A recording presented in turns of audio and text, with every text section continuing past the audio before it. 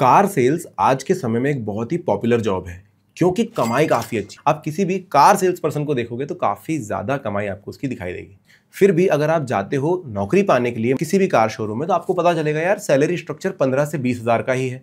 फिर कैसे ये लोग ज्यादा कमाई कर पाते हैं और क्यों ये चीज चुनते हैं उसके बारे में हम आज बात करेंगे और आपको अंदर की बाहर की सारी चीजें बताता हूं कैसे आप ये नौकरी पा सकते हैं। सबसे पहली चीज हम बात करते हैं कि भाई सैलरी स्ट्रक्चर एक्चुअली क्या है इसका। सबसे पहले अगर आप एक फ्रेशर हैं, आपके पास एक्सपीरियंस नहीं है, आप अभी पढ़ाई करके निकले हैं, ग्रेजुएशन करके निकले हैं, तब अगर आप शोरूम पे जाएंगे और नौकरी चाहेंगे तो आपका इंटरव्यू होगा, जाना जाएगा कि क्या आप एक अच्छे सेल्स पर्सन बन सकते हैं। और अगर वो आपको सिलेक्ट करते हैं तो 15 से 20 हज़ार रुपए की लिमिट देंगे आपको, जहां पर आप शुरुआत करते हैं अपने करियर की, और ये इवेंचुअली बढ़ता चला जाता है। दूसरा सिनेरियो, अगर आप एक एक्सपीरियंस पर्सन है, आपने कहीं पर 2 साल 3 साल 4 साल काम किया हुआ है और आप ऐसे समय पर इंटरव्यू देते हैं तो आपका सैलरी स्ट्रक्चर 25 से 30 हज़ार भी हो सकता है। आप बोलोगे यार 2 से 3 साल के एक्सपीरियंस के बाद भी 25 हज़ार 30 हज़ार पे ही कैप क्यों किया जा रहा है? तो देखो यार, सेल्स पर्सन की सैलरी इससे ज़्यादा नहीं हो सकती है। इसके बाद रोड मैप ऐसा है कि आपको यहाँ से प्रमोशन लेना है, आप टीम लीड बनेंगे, मैनेजर बनेंगे और आगे बढ़ते जाएंगे। फिर आप बोलोगे कि एक सेल्स पर्सन की फिर कमाई कैसे हो रही है? तो भाई बाकी नौकरियों के मुकाबले सेल्स में 2 प्रकार से कमाई होती है। पहला होता है फिक्स्ड सैलरी और दूसरा होता है इंसेंटिव्स। कार सेल्स में अगर आप अपने गोल अचीव करते हैं या उससे ज़्यादा आगे बढ़ते हैं तो आपको हर एक पर्टिकुलर गाड़ी पर कुछ कमाई आपकी होती है, कुछ इंसेंटिव्स आपके होते हैं। तो जितने भी मैंने सेल्स पर्सन से बात करी है आज तक, सिंपल मुझे पता चला है कि हर एक कार पर कुछ पैसे मिलते हैं और ये जो पैसे हैं वो आपकी सैलरी के बराबर भी हो सकते हैं। मतलब अगर आप सोचिए 15 हज़ार पे आप शुरू करते हैं तो आपका इंसेंटिव 15 हो सकता है, 20 हज़ार हो सकता है, 30 हज़ार हो सकता है। अब ये डिपेंड करेगा आप कितने ज़्यादा तल्लीनता से भिड़े हुए हो और आपने कितना ज़्यादा कमाई करके कंपनी को दिया है। दूसरी चीज़ ये आती है कि जहाँ तक मैं स्ट्रक्चर को समझता हूँ कार शोरूम्स के, तो उनकी मेन कमाई कार बेचकर तो होती है, लेकिन एक्सेसरी पैक्स जो होते हैं वहाँ पर भी एक बहुत बड़ी कमाई होती है। मान के चलिए आपने फ्लोर मैट बेच दी, आपने कुछ एक्स्ट्रा फीचर्स बेच दिए कार के, भाई क्रोम लगवा दिया, जो भी कार डीलर के पास अवेलेबल है वो चीज़ें आपने ज़्यादा बेची। मान के चलिए आपने सेरामिक कोटिंग के लिए जो है अपने कस्टमर को समझा दिया कि भाई अच्छी चीज़ है, बेकार चीज़ है, ग्राफीन कोटिंग के लिए थोड़ा बहुत डिस्काउंट देकर के आपने करवा दिया, तो उन चीज़ों में भी आपके इंसेंटिव्स बनते चले जाते हैं। हालांकि ये इंसेंटिव्स आपको थोड़े समय के बाद मिलते हैं, लेकिन यहां पर अच्छी कमाई हो जाती है। तो आप अभी तक इतने समय में तो समझे होंगे कि भाई पूरी तरह से ये परफॉर्मेंस बेस्ड जॉब होती है। सैलरी सिर्फ आपको इसलिए जाती है कि भाई आप जो है इस लेवल पे काम कर रहे हैं, फिर आपका जितना अच्छा परफॉर्मेंस होगा उतना ज़्यादा आप कमा सकेंगे। और इसीलिए लोग आज के समय में कार सेल्स, बाइक सेल्स की तरफ ज़्यादा जा रहे हैं, उधर ज़्यादा इंटरेस्ट दिखा रहे हैं, क्योंकि उनको पता है कि अगर मैं मेहनत करूंगा तो मुझे ज़्यादा से ज़्यादा जो कमाई मिल पाएगी और मेरे जो गोल्स मैंने 5 साल बाद के लिए देखे हैं वो शायद 2 से 3 सालों में कंप्लीट हो जाएंगे। लेकिन इतना आसान नहीं होता है कि आप एक कार सेल्स में चले जाएं या फिर आप बाइक सेल्स में चले जाएं, फिर आप वहां पर सक्सेसफुल हो ही जाए। हर एक नौकरी कुछ ना कुछ क्वालिफिकेशंस मांगती है। तो क्या क्वालिफिकेशन लगेगा कार सेल्स के लिए? तो जब भी आप किसी कंपनी में जाएंगे, किसी शोरूम पे, डीलरशिप में जाएंगे, तो आपको सिंपल बोलेंगे आपके पास ग्रेजुएशन एटलीस्ट होना चाहिए। पर ये आपके ऊपर है कि आप उन्हें कैसे मना सकते हो। मैंने ऐसे भी लोग देखे हैं जो लोग बोलते हैं कि मैं अभी फला फला डिग्री परस्यू कर रहा हूँ और इसके साथ में साइड हसल भी करना चाहता हूँ, तो ये नौकरी भी मिलती है। मेरे खुद के ऐसे दोस्त हैं जो अपना ग्रेजुएशन करते हुए भी ये नौकरी कर रहे थे, क्योंकि उनका सेल्स काफ़ी अच्छा था, या कह सकते हो कि उनका कम्युनिकेशन काफ़ी ज़्यादा अच्छा था, वो चीज़ें बेच सकते थे। फर्स्ट थिंग, आपका जब इंटरव्यू होता है, अगर आप वहाँ ये बता सको कि भाई, मतलब कुल मिला के आप अपने आप को बेच सकते हो ना कि भाई मेरे को ये चीज़ें आती है, मैं कर पाऊंगा, तो सामने वाले को आप इंप्रेस करते हैं और वो आपके ऊपर थोड़ा सा एक बेट खेल सकते हैं। अब अगला ये है कि आपको नौकरी कैसे मिलेगी। तो देखो यार, ज़्यादातर मैंने देखा है डायरेक्ट वॉक-इन्स होते हैं। आप नॉर्मली किसी भी शोरूम में जा सकते हैं, वहाँ पर थोड़ी सी पूछताछ कर सकते हैं, अगर एचआर मौजूद है तो वो आपसे बात कर लेंगे।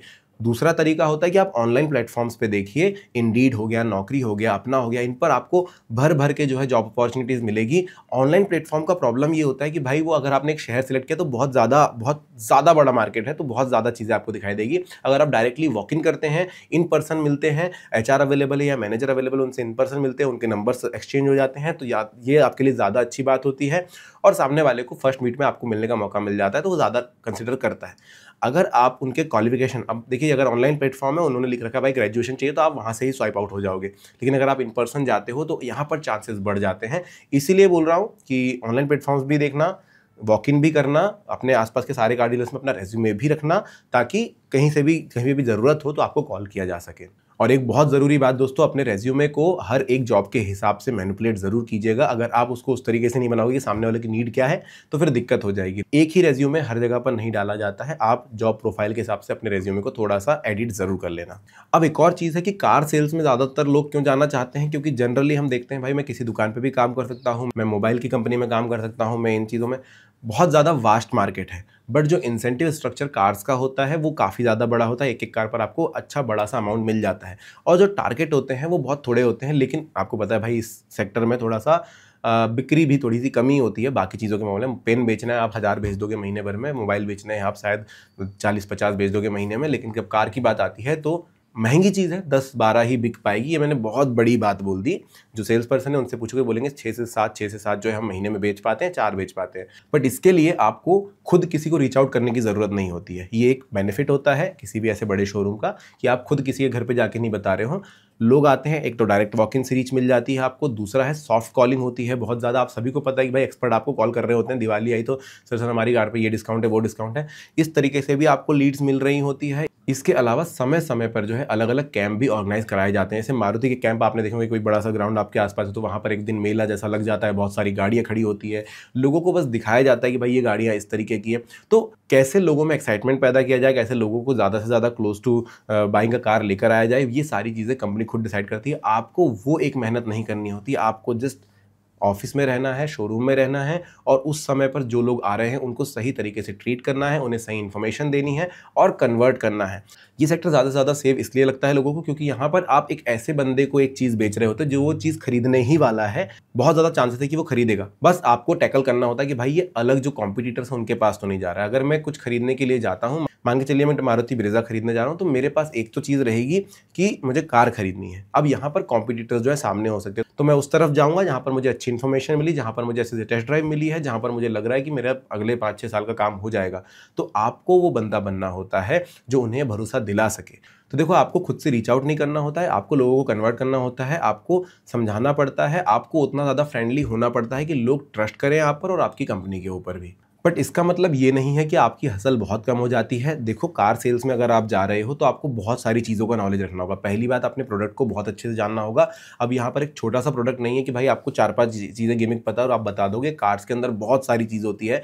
कॉम्पिटिशन के बारे में अच्छा खासा नॉलेज होना चाहिए, आपको पता होनी चाहिए उसमें क्या प्रॉब्लम आते हैं, आपकी कार कहाँ उससे ज़्यादा अच्छी बैठती है।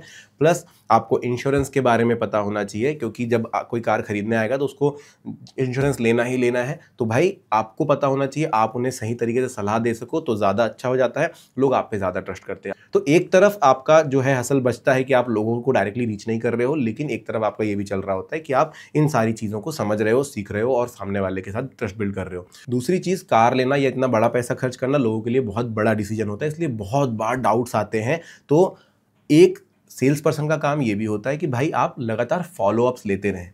10 लाख रुपए की मैं कार लेने जा रहा हूँ तो मेरे दिमाग में तो रहेगा, लेकिन मैं लगातार ऑप्शंस चेक कर रहा हूँगा। तो जो सबसे ज़्यादा मुझे फॉलोअप करेगा, जो सबसे ज़्यादा मेरे साथ दोस्ती बनाएगा, जो मुझे भरोसा दिलाएगा कि हाँ भाई हम हमेशा तुम्हारे साथ रहेंगे, हम हमेशा आपकी हेल्प करेंगे, उनके साथ में जाना ज़्यादा सोचूंगा। मैं ये देखूंगा कि भाई ये प्रोडक्ट बेस्ट बना रहे लंबे समय तक, क्योंकि मैं बहुत बड़ा पैसा डाल रहा हूँ। तो ये भी ट्रस्ट आपको बिल्ड करना होता है। तो देखिए, इतना सब करने में, कार सेल्स में आपको बहुत सारी चीज़ें सीखने भी मिलती है, अच्छे खासे रिलेशंस भी बनते हैं, पहचान भी बनती है और फिर आप आगे बढ़ते चले जाते हैं। तो आई होप आपको इसमें सैलरी के बारे में पता चल गया होगा, आई होप आपको इसके स्किल्स के बारे में, क्वालिफिकेशंस के बारे में और स्ट्रगल के बारे में पता चल गया होगा। कोई क्वेश्चन आपके मन में है तो कॉमेंट सेक्शन में लिखना। वीडियो कैसा लगा ज़रूर बताना। Thank you.